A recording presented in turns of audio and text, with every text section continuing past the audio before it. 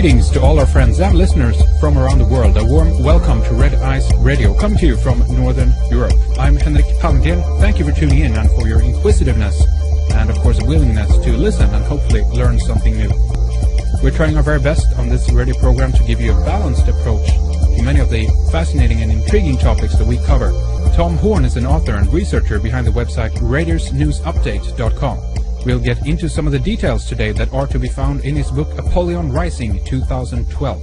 He'll be sharing the secrets of the lost symbol, the forbidden knowledge of the Vatican, Washington, D.C., and the 200-year-old cipher hidden in plain sight at the Capitol Dome and on the Great Seal of the United States. Tom will give us a different perspective on 2012 and how it connects to an ancient cosmic conspiracy. 2012 was not only an important year for the Maya and for the founders of America, but for a number of cultures around the planet. Stay tuned for much more. Welcome back to Red Eyes Radio. Tom Horn, it is excellent to talk to you once more. We had you with us back in 2007, so we're talking 4 years ago. Way too long, but finally it's good to have you back again, Tom. How are you today? Hey, it's great to be back with you again, and yeah, I thought it had been some time ago. It is, yeah. It's crazy how the time goes, and you know, here we are. We're at the cusp of going into 2012. Exciting, frightening. What's your anticipation? We're going to get into this, Tom. This is we have so many people anticipating something, you know, something great, if you will, to happen in 2012. Some people are not maybe expecting anything. There's so many predictions surrounding this year, but I wanted to try to highlight this with you, Tom, because you have a different interpretation of 2012 and what it might mean. And what if something else is happening? What if something more frightening is in the works? What do you feel about it overall, Tom?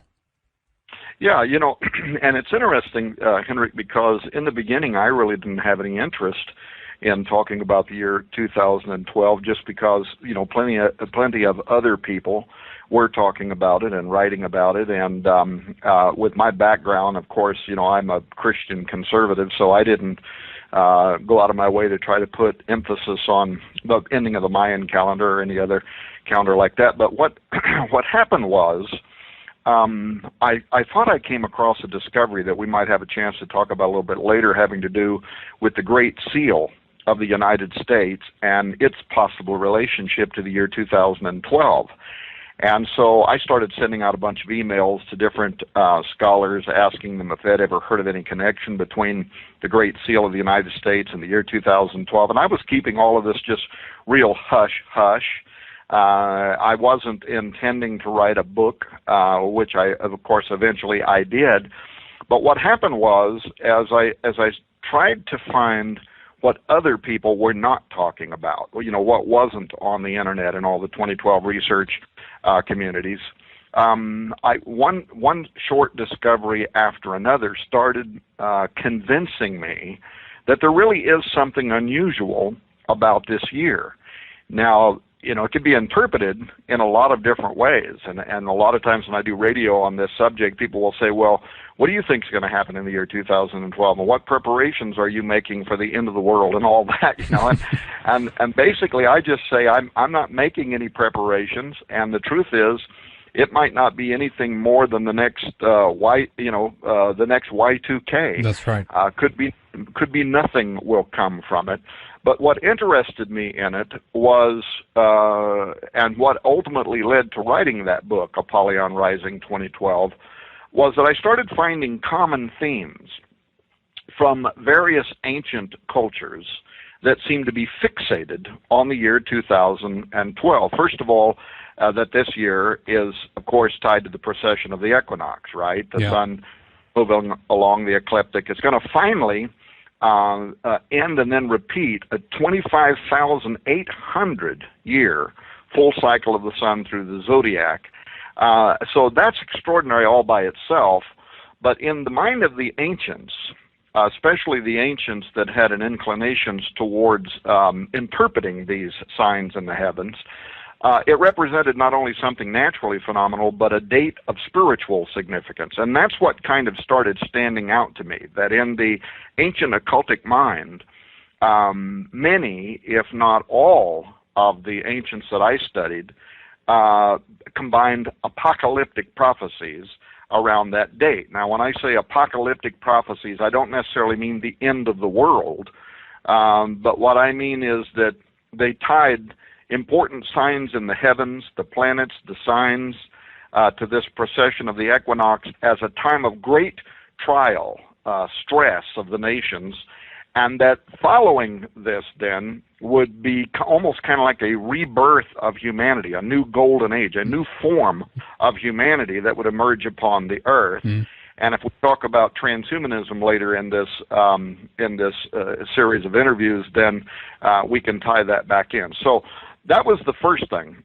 Secondly, I found it interesting that 2012 would not only witness the end of the long calendars of these different cultures and the potential for great trial and the emergence of a new form of man, but it also represented the time of the return or the coming of their God or gods. And over, these gods are depicted in their symbolism as dragons, great serpents, if you will, that also have the power of air, the power of flight. And so you have the Mayan feathered serpent god Kukulkan. By the way, also returning at the same time in the Mayan mind is the underworld god Bolanyakteku. You might have saw where he was in the news again, just this last week with that second discovery. Oh yeah, that's right. That's pretty major actually, because it has been a struggle to a certain degree to kind of find the evidence for 2012. Of course, we have the Tortuguero Monument talking about this, but a second one that adds quite a bit of fuel to this. But go ahead, Tom.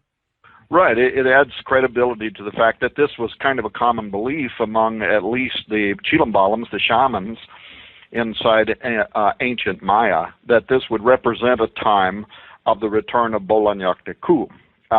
Anyway, the Aztec also set their calendar to end in the year 2012 with the return of Quetzalcoatl. Again, the feathered serpent, a flying serpent, something like a dragon.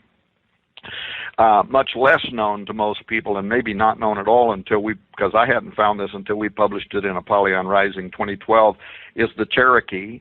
And they see the return of their feathered rattlesnake god, again, a giant serpent god that has the power of flight.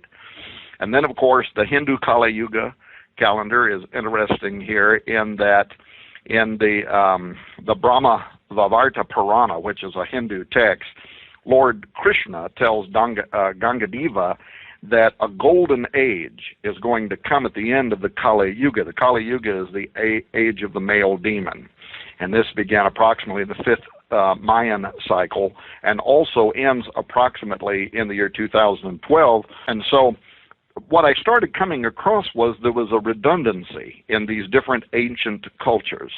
The prediction about a golden age of humanity, coupled with the return of gods, and then, of course, as we'll discuss later, this gets even more interesting when you look at the esoteric beliefs of the Freemasons, the founders of the United States, and the almost unfathomable idea that they were not only aware of this 2012 dating period, but incorporated it into the design and layout of the Great Seal, the great city of Washington D.C.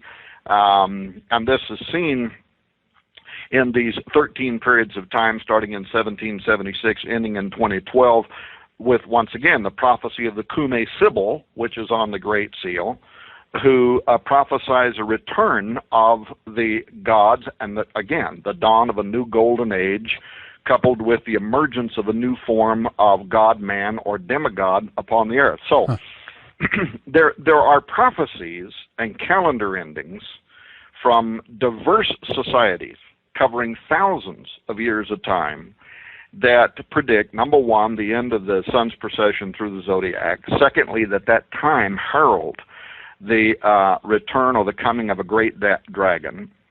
Thirdly, that the reign on earth by the way of a messianic figure, which we can talk about in a moment, who I think potentially could be the Antichrist, would also occur. Fourthly, the appearance of that messianic figure would happen around the time of the final pope, potentially the false prophet. Fifthly, that it'd be a time of great trial on earth, which I think we're seeing right now. And then lastly, that again, it would be coupled with the emergence of this new breed of transhuman, enlightened individuals. But in each, the Maya, the Aztec, they focus on not just the movement of the planets along the ecliptic, but they focus specifically on Orion, the planetary system Pleiades. In fact, you probably know that much of the Mesoamerican cities, the Aztecs, the Maya, they actually built their cities to reflect an alignment with the star system Pleiades. They were very concerned about Orion. Well, when you look at the Cherokee Indian prophecies, these occurred here in America 200 and some years ago during a whole series of apocalyptic prophecies called the Chickamauguan Star Constellation prophecies, or what's more commonly known as the Cherokee Rattlesnake prophecies.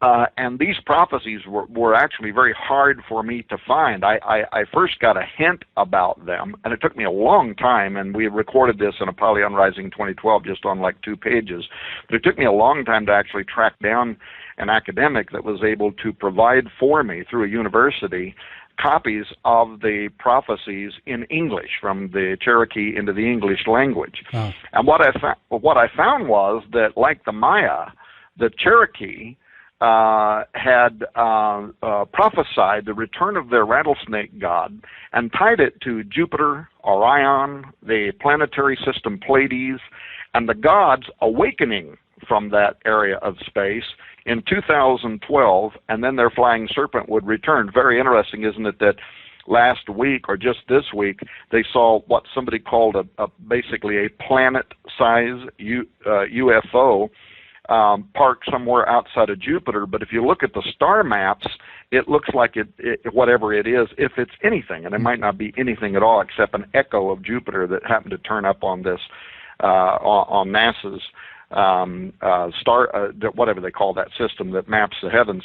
But it was coming out of the Pleiades region, so that was kind of stood out to me. Yeah. But in any case, the Maya, like the Maya, the Cherokee calendar ends in the year 2012 when all this astronomical phenomena related to Jupiter, Venus, Orion, and Pleiades aligns, and it causes the power of the star systems to awaken. Now let me just read you, if I can, very quickly, a part of their prophecy, and you'll see why I found this to be extraordinary.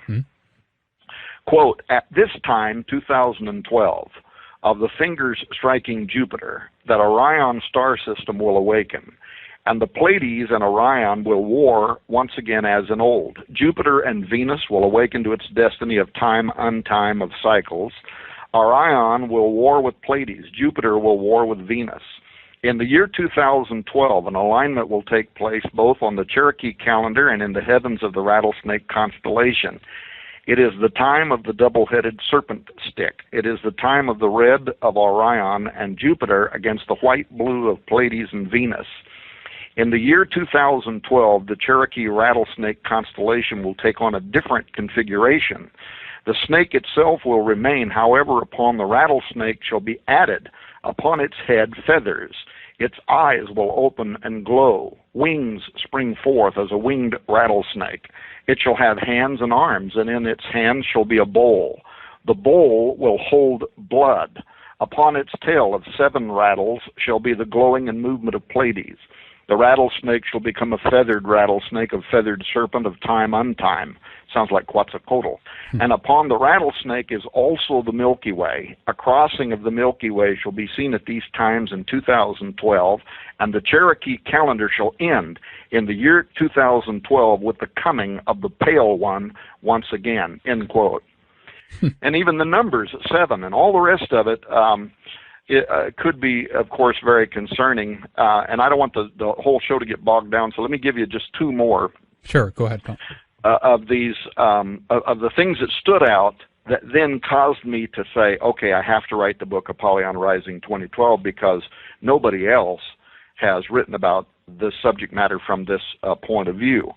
So then there were 2 more, and these were actually the most extraordinary discoveries that actually caused me to write Apollyon Rising 2012. One was the prophecy from the Zohar concerning the return of the Messiah.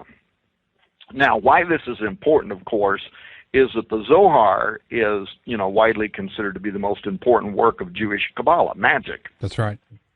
It's a collection of books, for those that might not know. It's written in medieval Aramaic over 700 years ago, and basically contains just mystical commentary on the Pentateuch, the 5 books of Moses, the first 5 books of the Bible, the Torah. But in addition to interpreting the Pentateuch, there is a section in the Zohar called the Ve'era section. And it includes a subsection called the signs heralding Mashiach, or the coming of the Messiah.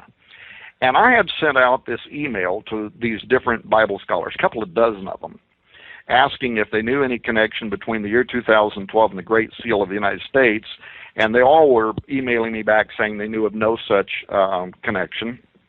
But my phone rang one day, and on the other end of the line was J.R. Church, a friend of mine. He has since died with cancer, but he was for many years the head of Prophecy in the News, which is a syndicated television program here in the United States. And he called, and he said, Tom, he said, I got your email. I don't know of any connection between the Great Seal of the United States and the year 2012, but he said, did you know that in the Zohar, in the Ve'era section, signs heralding Mashiach, when these 700-year-old Jewish Orthodox priests were prophesying when the Messiah would arrive on earth, that they set the date for his coming in the year 2012? And I tell you, you could have heard a pin drop in my office, because I had never heard this before. That's right. And I had read the Zohar, years earlier. But it's a pretty short passage, Tom. So it's kind of it doesn't stand out that much, actually. It tells a little bit about the year associated with, I think, the birth, the kind of the how the Messiah is supposed to grow up. But according to their calendar, we're talking about the year 5773, right? Isn't that correct? That's right, and that's another reason, of course, why I read right past it, because my brain wouldn't automatically take their calendar and extrapolate it into our Gregorian calendar. Yep. And in fact, 5773 starts in the new moon of this coming year, 2012, which is in September, and extends 1 year into the next year, 2013. And so I told JR, I said, absolutely, I don't know what you're talking about. He said, well, do you have a Zohar, a digital version? I said, yes, and I opened it, and he walked me through verses 476 to 483 in the Zohar to point out what, until that time, nobody had ever pointed out that I know of, and so I'm giving him credit for this, by the way, and that was that the time of Jacob's trouble, the Great Tribulation, is going to commence, according to this ancient text, in the year 2012, when the kings of the earth gather in Rome, and then they're killed by meteoric stones from the sky. So let me read this really short section, because the rabbit hole starts getting deeper here, and this is where this really became fascinating to me. Here's what they prophesied, quote, in the year 73, 2012 to 2013, the kings of the world will assemble in the great city of Rome, and the Holy One will shower on them fire and hail and meteoric stones until they are all destroyed, with the exception of those who will not have yet arrived there. And then it goes on to say, from that time the Messiah will begin to declare himself, end quote. So now, one of the key things that I found really interesting about this 700-year-old Jewish mystical prediction about when the Messiah would arrive in 2012 is that the great city of Rome, according to this prophecy, is destroyed. Something that I was aware of, and in fact, when J.R. Church was reading this prophecy to me, I talked on the phone with him for about 2 hours that day, and I pointed out to him how that this sounded almost identical to the prophecy of the popes, where you have over 800 years ago, in fact, almost 900 years ago, something like 865 years ago, you had a Catholic mystic Malachi O'Morgair. Pope Innocent II had summoned the bishop, Malachi O'Morgair, to Rome to give an update on his diocese in Armagh, which is located now in what we call Northern Ireland, right? Mm-hmm. And while he was there, Malachi purportedly experienced this frenzied vision in which he wrote down the descriptives of every pope from his day to the final pope, from Celestine II to the final pope that he called Petrus Romanus, or Romanus, however you want to say that, Peter the Roman. And this is going to be the very next pope following the current one, Benedict XVI.